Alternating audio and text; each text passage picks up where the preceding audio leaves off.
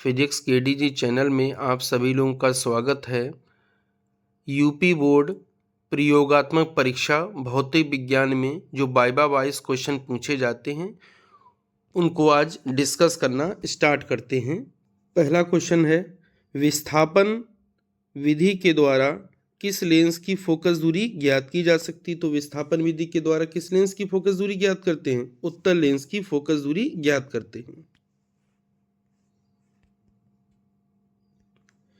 विस्थापन विधि के लिए उत्तल लेंस की फोकस दूरी का सूत्र बताइए। तो उत्तल लेंस की फोकस दूरी का सूत्र होता है F बराबर a स्क्वायर माइनस का d स्क्वायर अपान में होता है 4a, जो कि यहाँ पे दिखाया गया है। F बराबर में a स्क्वायर माइनस का d स्क्वायर अपान में 4a, जहाँ d होता है लेंस का विस्थापन यानी लेंस की दो स्थितियों के बीच की दूरी, a होता है पिनों के बीच की दूरी। विस्थापन विधि में दोनों पिनों के बीच की दूरी कितनी होनी चाहिए? तो विस्थापन विधि में दोनों पिनों के बीच की दूरी जो होती है वो लेंस की फोकस दूरी से 4 गुने से अधिक होनी चाहिए। मोस्ट इंपॉर्टेंट है विस्थापन विधि के लिए ये। इस विधि को विस्थापन विधि क्यों कहते हैं? लेंस को एक स्थान से दूसरे स्थान के लिए विस्थापित किया जाता है जबकि पिनों की स्थिति अपरिवर्तित रहती है, परिवर्तित नहीं होती है। मिस्टेक हो गया है। जबकि पिनों की स्थिति अपरिवर्तित रहती है, उसमें कोई चेंज नहीं करते हैं।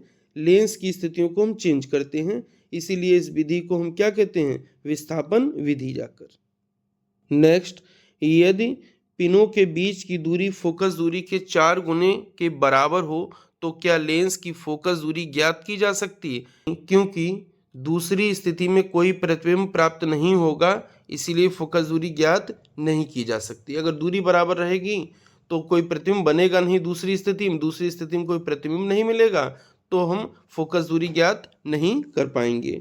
नेक्स्ट, क्या विस्थापन विधि के द्वारा अवतल लेंस की फोकस दूरी ज्ञात की जा सकती है? नहीं, विस्थापन विधि से केवल उत्तल लेंस की फोकस दूरी ज्ञात की जा सकती है। अवतल लेंस की फोकस दूरी इसलिए ज्ञात नहीं की जा सकती क्योंकि अवतल लेंस के द्वारा बना प्रतिबिंब आभासी होता है।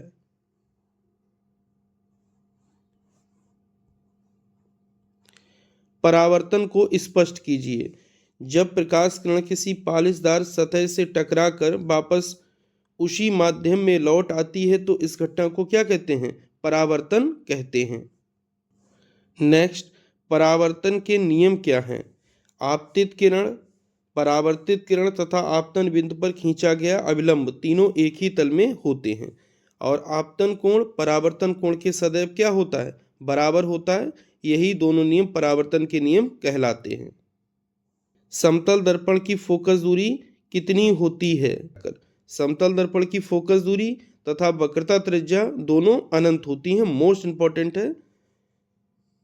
नेक्स्ट, समतल दर्पण से बनने वाले प्रतिबिंब की प्रकृति कैसी होती? तो समतल दर्पण जो प्रतिबिंब बनाता है वस्तु के बराबर होता है, सीधा होता है, आभासी होता है और दर्पण के ठीक पीछे उतनी ही दूरी पर बनता है। जाकर फिर ध्यान से सुने, समतल दर्पण से बनने वाले प्रतिबिंब की प्रकृति कैसी होती है? तो समतल दर्पण के द्वारा जो प्रतिबिंब बनता है वो वस्तु के बराबर होता है, सीधा होता है, आभासी होता है और दर्पण के ठीक पीछे उतनी ही दूरी पर बनता है। क्या समतल दर्पण के द्वारा बनने वाले प्रतिबिंब को पर्दे पर प्राप्त किया जा सकता है? तो समतल दर्पण के द्वारा बनने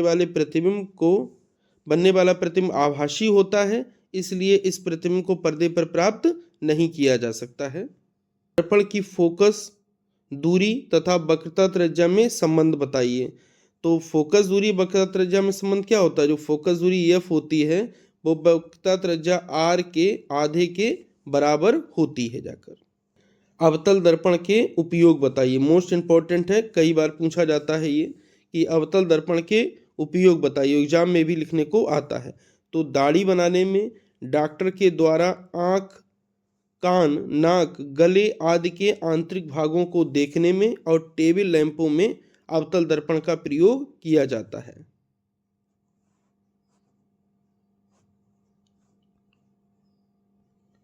नेक्स्ट, उत्तल दर्पण के उपयोग बताइए। तो जो ड्राइवर सीट होता है उसके पास में जो दर्पण लगा रहता है वह उत्तल दर्पण होता है और उसका काम होता है पीछे का दृश्य देखना। मोस्ट इंपॉर्टेंट है ये।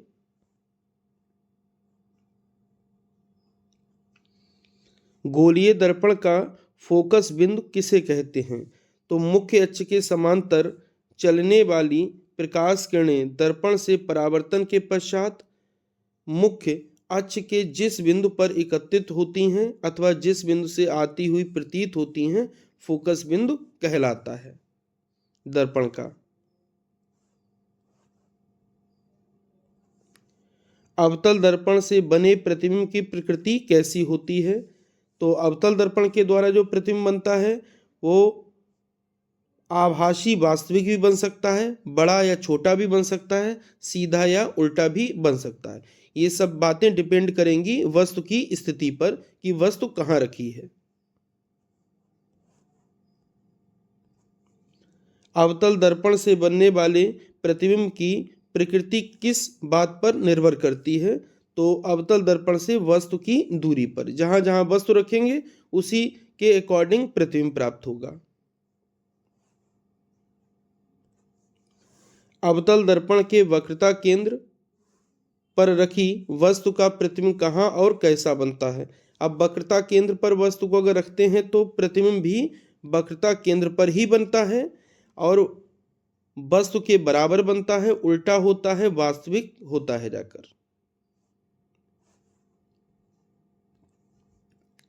गोलीय दर्पण के द्वारक से आप क्या समझते हैं? तो जो परावर्तक तल के व्यास को ही हम क्या कहते हैं? गोलीय दर्पण का द्वारक कहते हैं। फिर ध्यान से सुने, परावर्तक तल जो होता है जिस पर परावर्तन की क्रिया होती है उसी पूरे तल को ले लेते हैं, जितना भी तल होता है वही उस गोलीय दर्पण का द्वारक कहलाता है। नेक्स्ट, यदि गोलीय दर्पण को दो भागों में काट दिया जाए तो उसकी फोकस दूरी तथा वक्रता त्रिज्या पर क्या प्रभाव पड़ेगा जाकर? तो फोकस दूरी तथा वक्रता त्रिज्या परिवर्तित नहीं होगी, केवल प्रतिबिंब कुछ कम चमकीला बनेगा जाके। यानी प्रकाश के अपवर्तन से आप क्या समझते हैं? जब कोई प्रकाश किरण एक माध्यम से दूसरे माध्यम में जाती है तो वह अपने मार्ग से विचलित हो जाती है। इस घटना को प्रकाश का अपवर्तन कहते हैं। अपवर्तन की घटना क्यों होती है? क्योंकि भिन्न भिन्न माध्यमों में प्रकाश की चाल भिन्न भिन्न होती है। अब मान लीजिए पहले माध्यम प्रकाश की चाल अलग है, दूसरे माध्यम में अलग है जाकर, तो प्रकाश किरण एक माध्यम से जब दूसरे माध्यम में जाएगी तो अपने मार्ग से विचलित हो जाएगी और मार्ग से अगर विचलित होगी तो यही घटना कहलाती है अपवर्तन।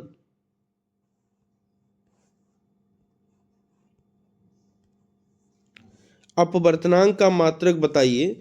अपवर्तनांक का कोई मात्रक नहीं होता है क्योंकि ये भिन्न भिन्न माध्यमों में प्रकाश की चाल का अनुपात होता है। एन बराबर क्या होता है? सी अपान में बी। तो सी भी चाल है, बी भी चाल है, दोनों के मात्रक मीटर पर सेकंड होंगे, कट जाएंगे तो कोई भी मात्रक नहीं रहेगा।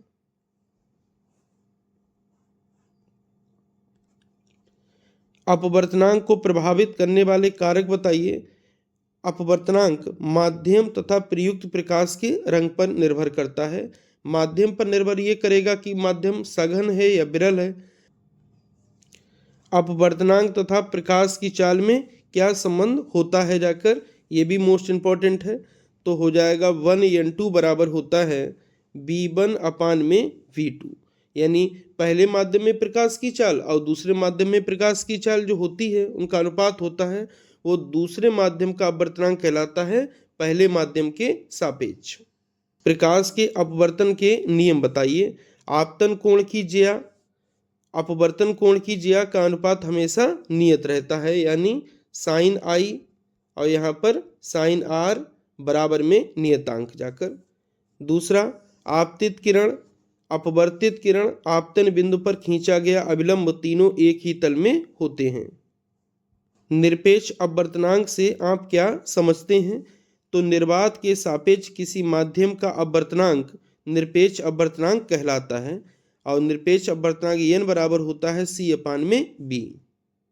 अपवर्तन में प्रकाश किरण किस प्रकार विचलित होती है?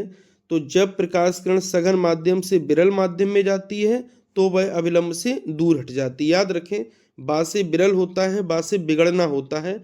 बिगड़ना का मतलब दूर हट जाना, दूर चले जाना। तो जब सघन से विरल में जाएगी तो प्रकाश किरण अविलंब से दूर हट जाती है, और जब प्रकाश किरण विरल माध्यम से सघन माध्यम में आती है तो वह अविलंब की ओर झुक जाती है। सा से सघन होता है, सा से सट जाना होता है, यानी जब सघन में आएगी तो अविलंब के पास या अविलंब की ओर झुक जाएगी। किस माध्यम में प्रकाश की चाल अधिकतम होती है?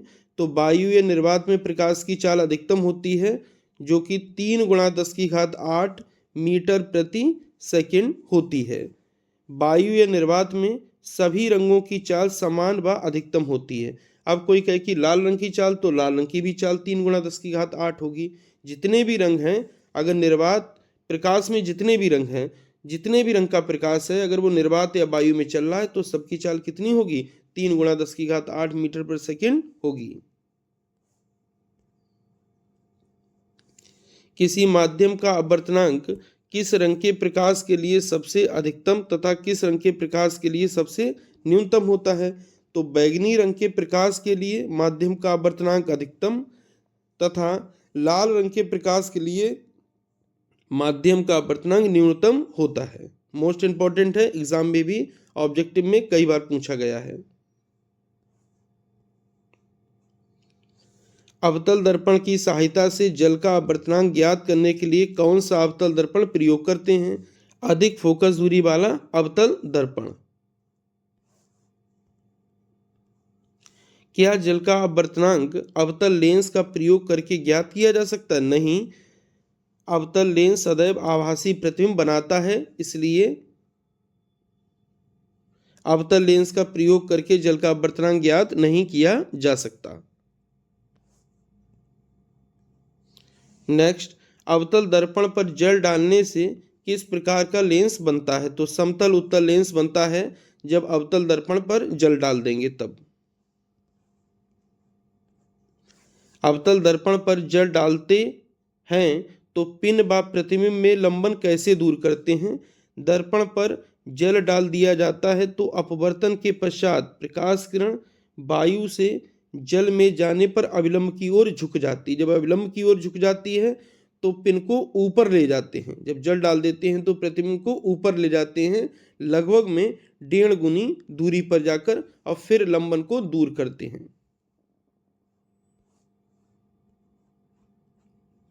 लेंस क्या है?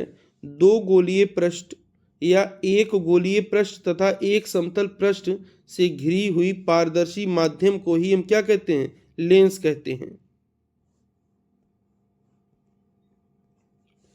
लेंस का प्रकाशिक केंद्र किसे कहते हैं? लेंस के भीतर तथा मुख्य अक्ष पर स्थित ऐसा बिंदु जिससे जाने वाली प्रकाश किरण बिना विचलित हुए सीधे निकल जाती है, लेंस का प्रकाशिक केंद्र कहलाता है। लेंस की क्षमता किसे कहते हैं?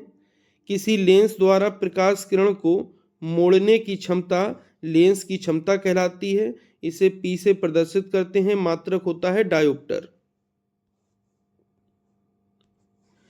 उत्तल लेंस के द्वारा बना प्रतिबिंब कैसा होता है? तो उत्तल लेंस के द्वारा बना प्रतिबिंब वास्तविक आभासी भी हो सकता है, उल्टा सीधा भी हो सकता है, छोटा या बड़ा हो सकता है। यह वस्तु की स्थिति पर निर्भर करता है। उत्तल लेंस के द्वारा आभासी प्रतिबिंब कब बनता है? तो जब वस्तु प्रकाशिक केंद्र व फोकस के बीच स्थित होती है, तब उत्तल लेंस के द्वारा आभासी प्रतिबिंब बनता है।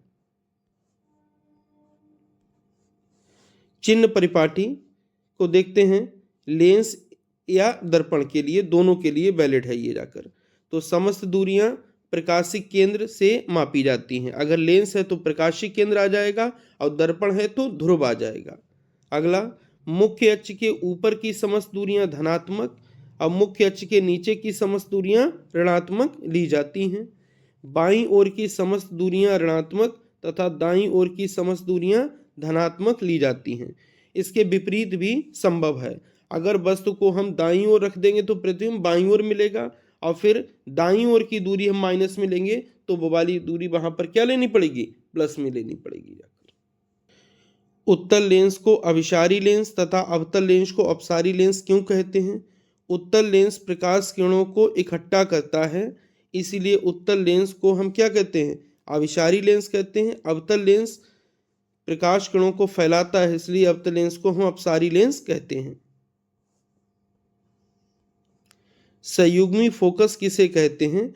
तो लेंस की मुख्य अक्ष पर स्थित ऐसे दो बिंदु जिनमें से किसी एक बिंदु पर वस्तु रखें तो दूसरे बिंदु पर प्रतिबिंब बने, और दूसरे पर अगर वस्तु बने रखें तो पहले पर प्रतिबिंब बने, तो ऐसे बिंदु को क्या कहते हैं हम? संयुग्मी फोकस बिंदु कहते हैं। हमारी आंख में जो लेंस प्रयुक्त होता है वह किस प्रकार का होता है? तो वह उत्तल लेंस होता है। क्या दो पिन विधि के द्वारा आप लेंस की फोकस दूरी ज्ञात कर सकते हैं? नहीं। अवतल लेंस के द्वारा बना आभासी प्रतिबिंब होता है, अतः आभासी प्रतिबिंब को पर्दे पर नहीं प्राप्त किया जा सकता है, अतः दो पिन विधि के द्वारा अवतल लेंस की फोकस दूरी ज्ञात नहीं कर सकते हैं। क्या विस्थापन विधि में दोनों स्थितियों में प्रतिबिंब का आवर्धन समान रहता है? कि विस्थापन विधि में प्रतिबिंब पिन तथा वस्तु पिन दोनों की स्थितियां बदल जाती हैं जब दो रीडिंग ली जाती है तब। विस्थापन विधि में पिनों के बीच की दूरी लेंस की फोकस दूरी के 4 गुने से अधिक क्यों रखी जाती है? लेंस की दोनों स्थितियों में वस्तु पिन का वास्तविक प्रतिबिंब प्राप्त करने के लिए, ताकि हमको लेंस की दोनों स्थितियों में वस्तु का वास्तविक प्रतिबिंब प्राप्त हो जाए, जिससे हम फोकस दूरी ज्ञात कर लें। इसीलिए हम पिनों के बीच की दूरी लेंस की फोकस दूरी के 4 गुने से अधिक लेते हैं।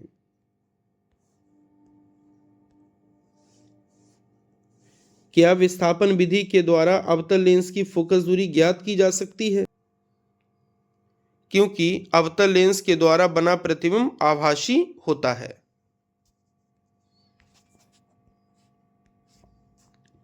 जल के भीतर वायु का बुलबुला कैसा व्यवहार करता है?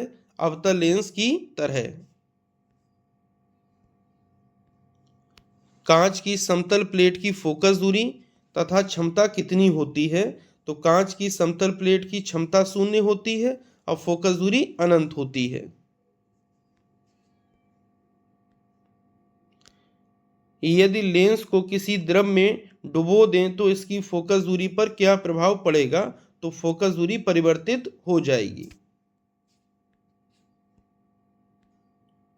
अवतल लेंस तथा उत्तल लेंस में क्या अंतर होता है?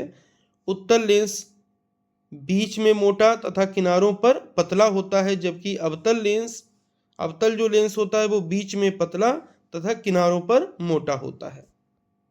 इसी के साथ प्रयोगात्मक परीक्षा के लिए पहला पार्ट वाइवा वाइज का एंड होता है। जल्द ही दूसरा पार्ट भी आएगा, उसमें विद्युत से संबंधित जो शेष 4 प्रैक्टिकल बचे हुए हैं उनके प्रश्नों को डिस्कस करेंगे।